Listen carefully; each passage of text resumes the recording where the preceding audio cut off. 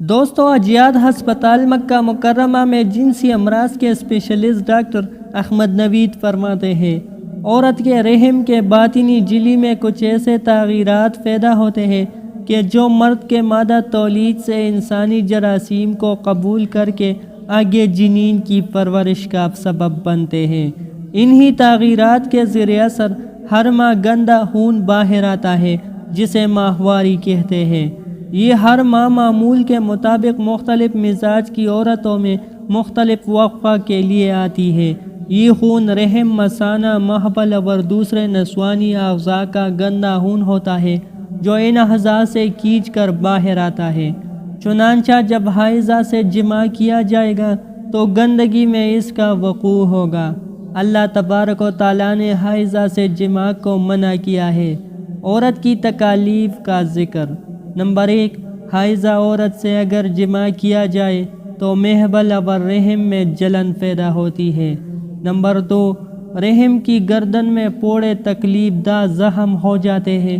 ان کا سبب خون کا بند ہو جانا ہے جو کہ محبل کی دیوار کے کمزور ہونے اور رحم کی گردن میں پتھور آنے کی وجہ سے ہوتا ہے۔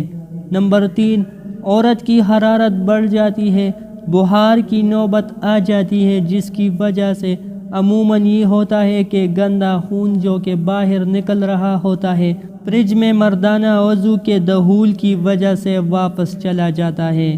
مرد کی تکالیف۔ مرد کو بھی کئی امراض لاحق ہو جاتے ہیں۔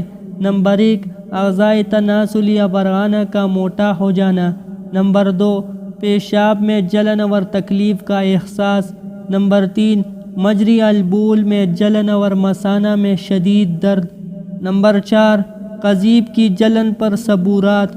نمبر 5، کبھی تیز بخار کی شکایت۔ ان کا سبب یہی ہے کہ جماع ایسی جگہ کیا گیا جو کہ گندگی، بدبودار اور خون سے لتڑی ہوئی جگہ تھی۔ اس کا تجربہ کرنا ہو تو کسی کپڑے پر حیض کا خون لگا کر ایسے شخص کو سونگایا جائے جو حالت حیض میں جماع کرتا ہے تو آئندہ حیض میں جماع کرنے سے اسے نفرت ہو جائے گی۔ جس شخص کی فطرت سلیمہ ہو وہ یہ کام نہیں کرتا۔ ہاں، جس کی فطرت عالیزہ مریضہ ہو تو وہ جو چاہے کرتا رہے، پھر اس کی سزا بھی چکھ لے گا۔ اللہ تعالی ہم سب کو ان کاموں سے بچائے جس پر اللہ اور اس کے رسول صلی اللہ علیہ وسلم ناراض ہوتے ہیں۔